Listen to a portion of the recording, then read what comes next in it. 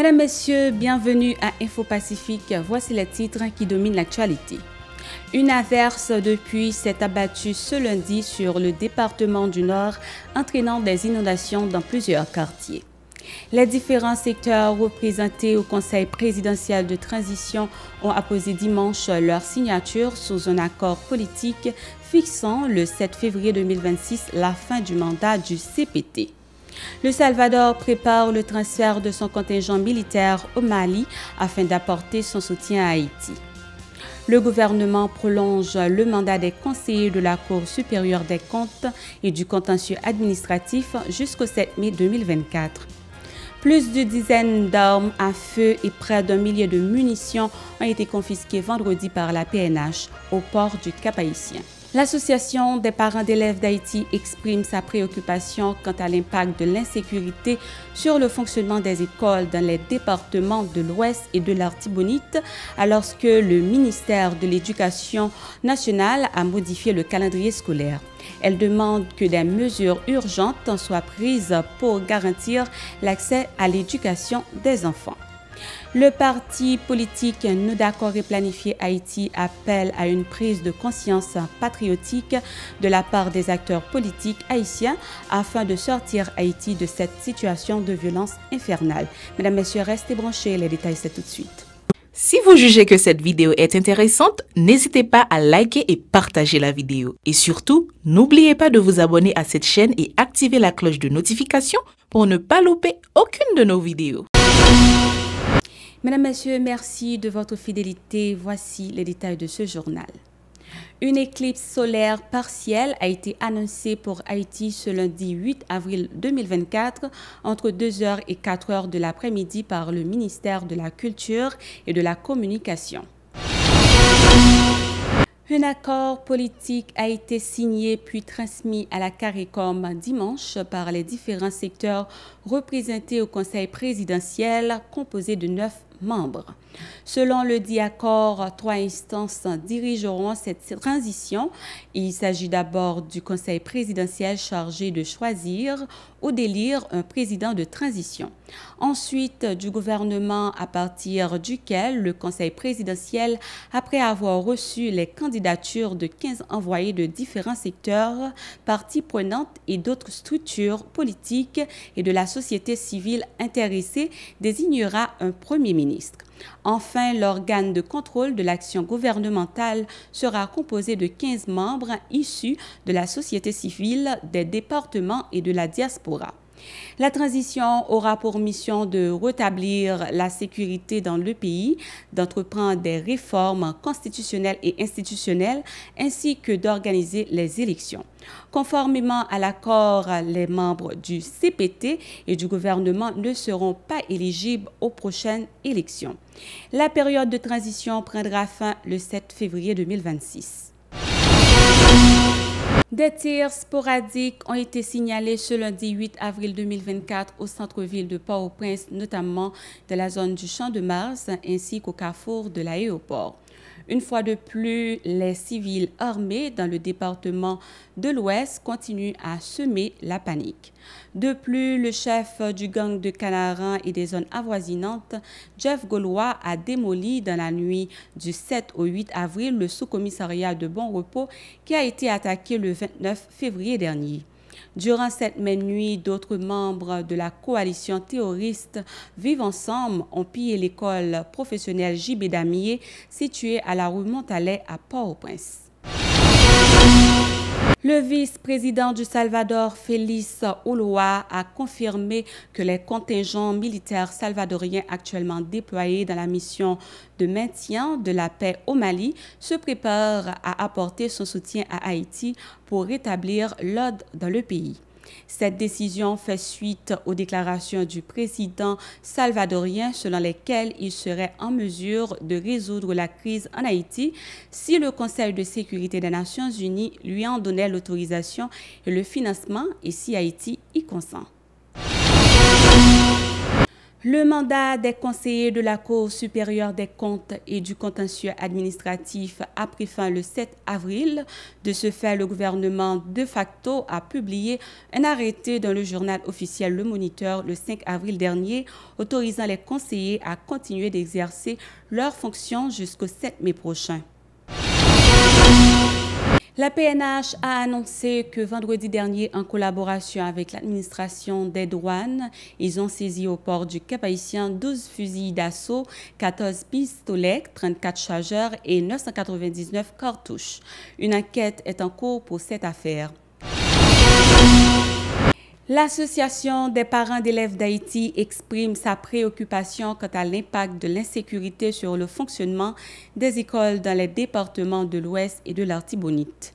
Dans une conférence de presse tenue ce lundi, le porte-parole de l'association Fedner Confident souligne que cette situation compromet l'accès des élèves à l'éducation. Il se montre sceptique par rapport à la mise en application du calendrier académique 2023-2024 récemment modifié par le ministère de l'Éducation nationale et de la formation professionnelle. Écoutons-le au micro de Hirsch Résil et Marie-Carmel Auguste. Nous faisons plusieurs plaidoyers dans ce sens pour l'autorité qui l'a pour ça, de prendre des dispositions pour des facilités de l'école, ça n'a pas été fait. Nous arrivons côté nous, ministère de l'Éducation nationale, arrivons modifier le calendrier scolaire. Nous-mêmes, dans l'ASPAET, nous prenons note sur la modification du calendrier. Mais nous avons des réserves sur lui. Parce que il y a des écoles qui ont fonctionné dans la ville provinciale. Le ministère a mis tout ensemble. Il modifie le calendrier pour le pays. Mais l'école, ça a un pile directeur que nous avons parlé, quelques professeurs ont estimé. Le ministère a fait au mal. Et par exemple, il a décidé pour quand même ajouter un mois en plus sur l'année l'école. Il y a des écoles, c'est des écoles privées qui ont fait des contrats avec des professeurs. Ils n'ont pas pris un mois en plus. Ils ont estimé même sur des victimes dans ce sens. Par rapport à département l'Ouest avec quelques autres côtés de l'école n'a pas fonctionné, le ministère a mis le calendrier derrière, mais cependant, l'école n'a toujours pas fonctionné. Est-ce qu'on a modifié le calendrier et puis l'école n'a pas fonctionné? Situation qui ne fait pas fonctionner est toujours là. Et le ministère n'est pas en mesure pour dire l'école n'a pas fonctionné. Par contre, si l'école là pour nous n'a pas, il ne pas ouvrir dans le mois avril, il ne pas ouvrir dans le mois mai, le calendrier a modifié, le calendrier a modifié encore. Parce que l'école n'a pas fonctionné. Et parce que l'école n'a pas fonctionné, parce que le ministère n'a pas de cas à faire fonctionner, ce n'est pas de manière volontaire que l'école a découpé, c'est parce que le ministère n'a pas de cas à faire fonctionner qui fait qu'il y a envie de modifier le calendrier. Bon, toujours pas fonctionner, et pour faire un calendrier, sans l'école n'a pas fonctionné. Plus loin, le porte-parole Fedner Confident a invité les institutions telles que l'ULCC et la Cour supérieure des comptes à enquêter sur le scandale de corruption du Fonds national pour l'éducation FNE. Suivons-le. Depuis un certain temps, il y a des gens qui ont dit qu'il y a corruption dans le FNE. Nous-mêmes, dans l'ASPAET, nous ne sommes pas en mesure pour nous dire s'il y a corruption ou pas. Mais cependant, nous avons des doutes légitimes sur la question de ça parce qu'il n'y a pas de transparence qui fait dessus. Si il n'y a pas de transparence, nous avons dit qu'il y a des gens qui ont dit ça. Mais cependant, nous-mêmes, dans l'ASPAET, c'est l'institution qui est là pour ça, qui pour faire des enquêtes, qui pour dire qui s'est passé dans le fond. Par exemple, dans ce sens, nous adressons nous lancer appel à la Cour supérieure des comptes et contentieux administratifs, nous lancer appel à ULCC, Unité de lutte contre la corruption, puis diligenter de manière express enquête dans l'institution pour nous connaître qui ça effectivement qui gagne dans la boîte ça à côté, il a parlé de corruption. Parce que nous-mêmes, nous connaissons l'institution, nous ne sommes pas capables d'agir, de parler comme une association, pour nous parler de ça, on a dit dans la corruption. Mais nous savons ça qui s'était.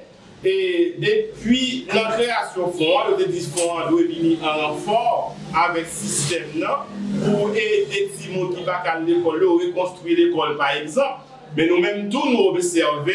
Il y a plusieurs écoles qui continuent pas construire, il y a des gens qui continuent pas l'école, la situation, le système n'a toujours été presque même, mais ça pas nos droits pour nous dire qu'il y a corruption. C'est après enquête Cour supérieure des comptes avec ULCC, nous allons dire qui s'est passé. Si effectivement nous joignons des corruptions dans le niveau FNE, mais ça, la justice doit servir contre tout le monde qui a gardé l'argent.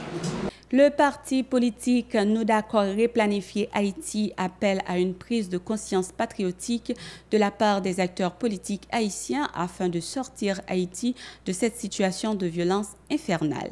Le coordonnateur Nodra Martini Saint-Jean a demandé au secteur représenté au Conseil présidentiel de transition d'expliquer à la population ce qui empêche les 9 membres du CPT d'être installés.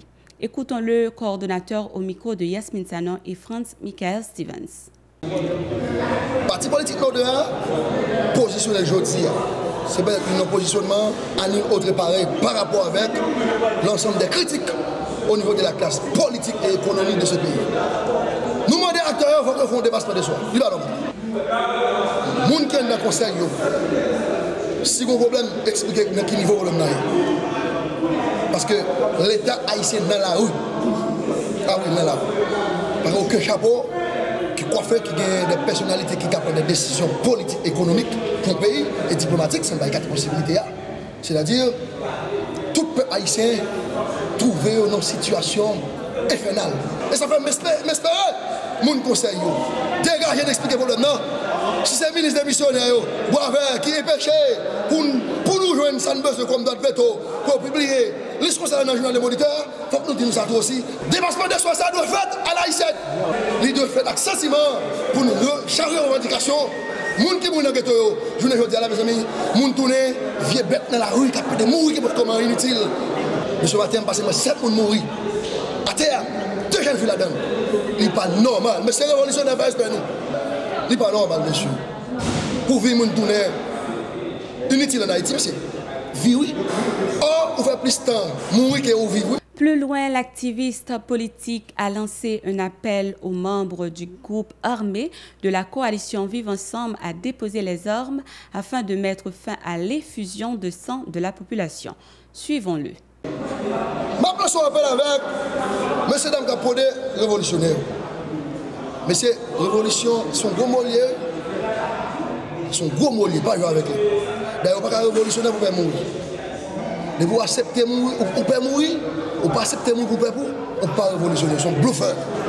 Barbecue, ils sont, si la pli, monsieur, pas occuper le monde, qui dit pas nous amnistie.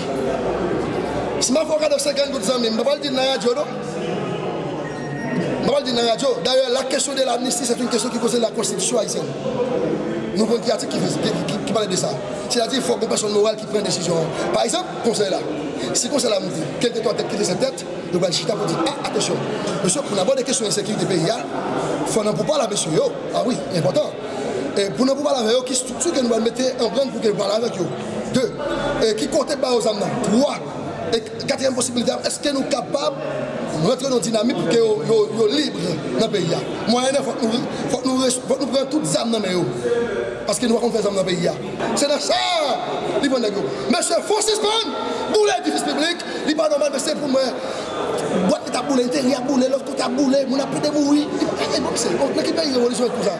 Moi, c'est petit malheur avec la ville là, petit malheur. Et puis même quand je suis au boule, je vais ça, après je vais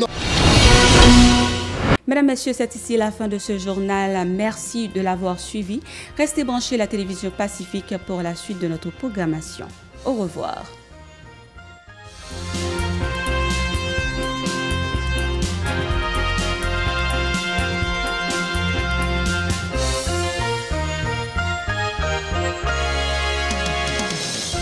Si vous jugez que cette vidéo est intéressante, n'hésitez pas à liker et partager la vidéo. Et surtout, n'oubliez pas de vous abonner à cette chaîne et activer la cloche de notification pour ne pas louper aucune de nos vidéos.